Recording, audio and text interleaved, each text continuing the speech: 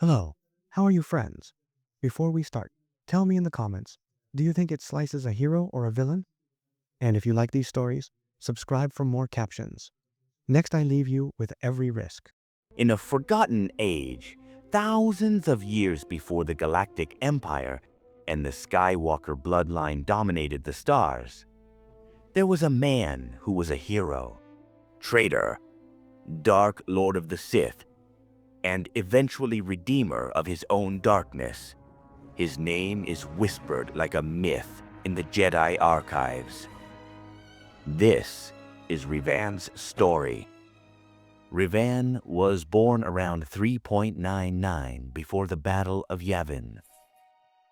His home planet remains a mystery, but since he was a child, the Force flowed into him with an intensity impossible to ignore.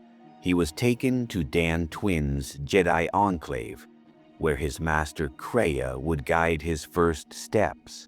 Even in his childhood, Revan not only learned but also understood. His inquisitive mind made him different, someone destined to look beyond dogma. As he grew older, his talent only became more apparent. By his early teens, he had mastered skills that other Padawans took years to grasp. Kreia taught him to control his power with discipline, but also to look beyond the limits imposed by the Jedi Council, a teaching that would lead him to see the galaxy with new eyes. During his teenage years, Revan forged friendships that would mark his destiny. Alec, his inseparable companion, and Mithras, Zurich, a noble young woman of great compassion. Together, they dreamed of protecting the galaxy, not knowing that the future would make them heroes and villains. Eventually, Revan reached adulthood. His wit, charisma, and mastery of the Force made him the most promising Padawan in the Enclave. But under that admiration, the Masters perceived something else, an independence that could be both their greatest virtue and their downfall. The Council named him a Jedi Knight, a protector of the Republic, a symbol of hope in uncertain times. But the galaxy never remains calm for long, as Revan accepted his place as one of the most promising Jedi of his generation. A silent threat grew in the Outer Rim, ready to devour everything in its path. And that young Jedi, he would soon become the catalyst for a conflict that would forever mark the fate of the galaxy. Because peace never lasts too long in the galaxy. On the Outer Rim worlds, the Mandalorians, a proud warrior species, began a brutal invasion. Twi'lek, Rodian, and Harsh worlds were mercilessly razed. The Republic called for help, but the Jedi Council chose passivity, fearing that a darker threat was hiding behind the war. For Revan, not to act was to betray the innocent. It was then that the first cracks in their loyalty began to form. Years later, the galaxy would burn with war. Episode 2, The Mandalorian Wars. 3.974A. Prior to the Battle of Yavin, the Jedi Council, fearful that a darker power would be hiding behind the war, decided not to intervene. They would observe, they would meditate, while millions of innocent people died. But Revan was not one to expect. For him, inaction was not prudence, it was cowardice. With his friend Alec, he began to gather Jedi willing to fight. Soon the Revankists would be called, a movement led by a Jedi Knight who was not afraid to disobey his own masters. Under Revan's command, the Revankists became a makeshift army. Jedi and Republic troopers, united by a single purpose, to stop the Mandalorians at any cost. To the oppressed, Revan became a hero. To the Jedi Council, he was a dangerous dissident who challenged their authority. As his fame grew, so did the weight of war and the darkness that began to surround his decisions. During the campaign, Revan witnessed atrocities that marked his soul. On the planet KOTOR, he saw the remains of a genocide. An entire species had been slaughtered by the Mandalorians. It was there that he found the mask of a Mandalorian warrior, a woman who, disobeying her own people, tried to stop the massacre and was killed for it. Revan took that mask and vowed not to take it off until every responsible Mandalorian paid for their crimes. From that day on, his face was hidden, and his name began to resonate as a symbol of salvation and fear. But the war was not won with symbols alone. Strategy was needed, and Revan would prove to be more than a Jedi, a true military genius. Under his leadership, the Republic began to regain ground on battlefields where Jedi and Mandalorians faced off in epic duels. Revan wasn't just a warrior, he was a relentless strategist. Their tactics were cold, calculated, sacrificing resources and lives to achieve victory with the least possible delay. Gradually, the tide of war began to turn. But to end the war, he had to face the hearts of the Mandalorians. Finally, after years of conflict, Revan set a trap on the planet Dakeshun. There, in a unique duel, he faced Mandalore last. It was a fierce fight. Revan's violet saber against the ceremonial vibrasword of the Mandalorian leader. And though Mandalore fought with honor, he fell to Revan's relentless force. Before dying, Mandalore revealed a secret. The Mandalorians did not act alone. They had been manipulated by an even greater power that was hiding in the shadows. An unknown name, because the war was not over yet. And to beat it, he had to strike one last and decisive blow. With the fall of Mandalore, the war was almost won. But Revan planned a final blow to finish her off once and for all. On the planet Amalakar V, a world corrupted by the dark side, he rallied the Mandalorian forces for a decisive battle.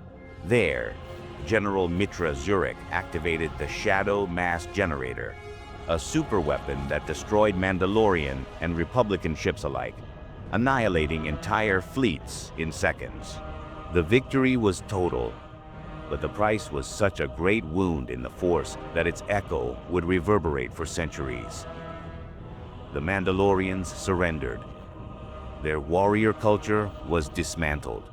But in the ruins of Malakar V, Revan found more than just victory. He found a whisper, a dark call that prompted him to search for the true source of that war. Because if the Mandalorians had been manipulated, who was really behind the conflict? With Alec by his side, Revan set off beyond the known borders to the far reaches of the galaxy, not knowing that on that trip he would discover something that would change his destiny forever. Episode 3: The Journey into Unknown Spaces and the Fall.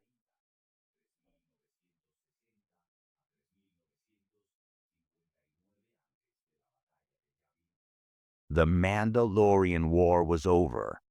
The Mandalorians were defeated, their warrior culture dismantled, and the Republic, though victorious, was devastated. But for Revan, the war hadn't revealed all of his answers. Before dying, Mandalore the Last confessed to him that the Mandalorians had been manipulated for a hidden power beyond known borders. That name that resonated in Malakar 5 led him to seek the truth. Because if someone had pulled the strings of war, he had to find it and face it. Thus began a journey that would take him away from the Republic and lead him to his true destination. Guided by fragments of star maps, Sith hidden in Malachor V, Revan and Alec traveled to Dantooine. There, in ancient archives of the Jedi Enclave, they found more clues about forgotten routes that led to the unknown regions. A destiny always appeared in the fragments that had remained hidden for millennia. Traversing dangerous systems and forgotten worlds, Revan and Alec finally arrived in the unknown regions, and what they found surpassed everything they imagined. They would not only find answers, but the very origin of an unfathomable evil. On Dromund Kaas, they discovered an empire that had survived the ancient Sith Wars. A dark civilization ruled by a single being, Emperor Vitiat, an immortal Sith who had destroyed his own world, Natima, to absorb all of his life energy and extend his life indefinitely. Before this emperor, even the strongest Jedi were nothing more than pawns. Revan and Alec tried to resist, but the Emperor's power was something they had never faced. Reading that they could face him, Revan and Alec sought out Vitiate's audience, but the Emperor did not receive them as enemies. With his immense mental power, Vitiate broke their wills, transformed them into his pawns, and thus the heroes of the Republic were corrupted.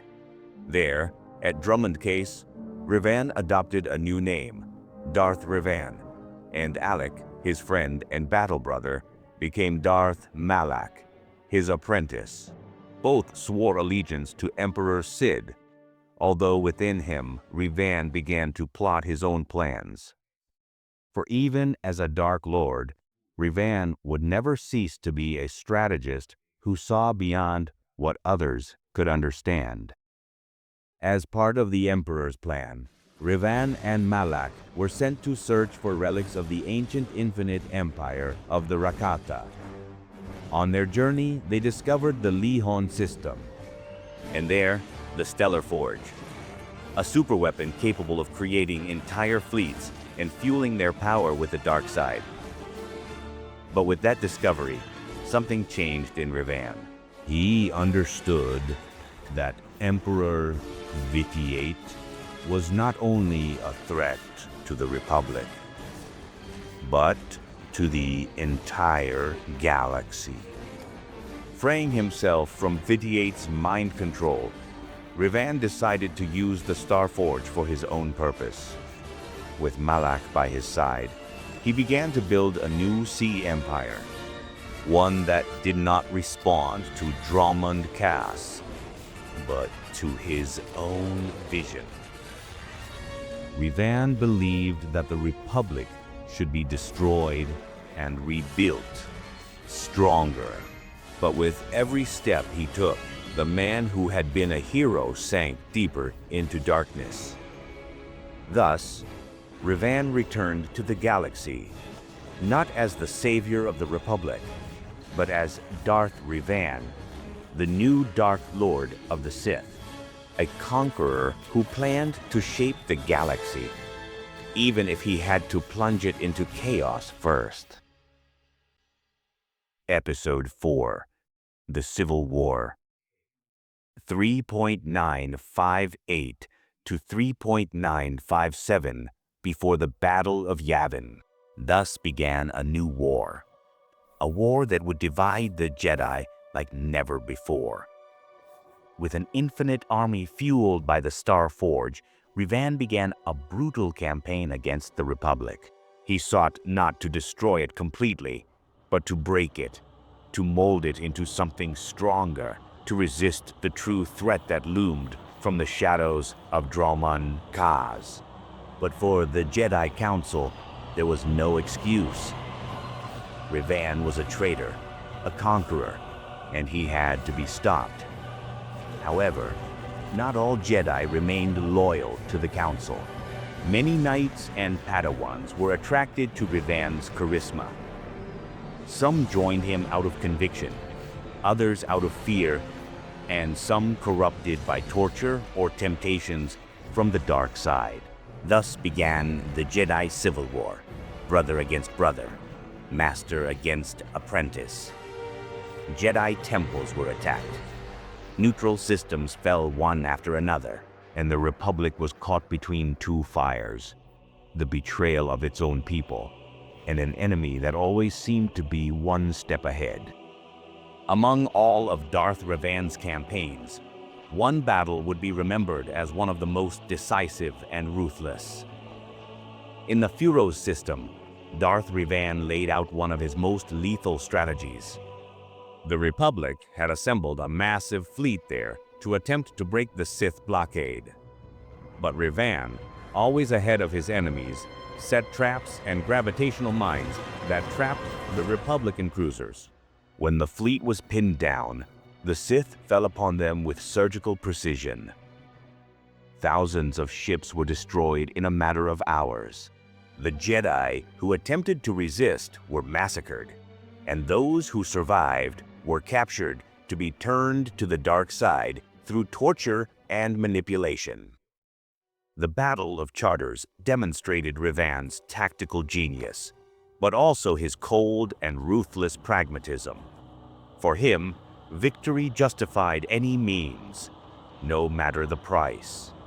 But not all battles would be so fast. And as the Republic weakened, the relationship between Revan and his apprentice Malak also began to fracture. Though Darth Malak swore allegiance to his master, he was always filled with ambition. In combat, Malak was wounded in the jaw by a saber blow, a scar that forced him to wear a mechanical prosthesis and that further fueled his resentment. Despite this, he continued to serve Revan, watching for the right moment to claim power for himself. But before she could act, the Republic found a silver lining in a young Jedi with an exceptional gift. As the Republic collapsed, a new key figure emerged. Bastila Shan, gifted with the rare skill of battle meditation. Bastila could coordinate and empower Republican fleets, giving them the strength to resist Revan's forces. Thanks to it, for the first time in years, the Republic had a chance to fight back. And that opportunity would culminate in an audacious plan to capture Darth Revan himself. With Bastila leading the fleet, the Republic set up an ambush. When Darth Revan's flagship was attacked, Bastila led a Jedi strike team to board the Sith cruiser. In the midst of the chaos, Bastila made it to the bridge, where she came face to face with the Dark Lord. An intense duel ensued. Revan's crimson saber danced with lethal precision, while Bastila and other Jedi barely managed to contain it. As Bastila and the Jedi struggled to contain Darth Revan's precise attacks, an unexpected betrayal altered everyone's fate. From his own cruiser, Darth Malak, thirsty for power, opened fire on his master's flagship, shaking the entire bridge. In the midst of the chaos, as debris fell and alarms rang out, Darth Revan turned his gaze to Bastila. With a massive momentum of force, he lunged at her like crimson lightning, swinging his saber in a direct, lethal attack. A thrust that would have ended his life in an instant. But Bastila Shan, endowed with an extraordinary connection with the Force, anticipated every move.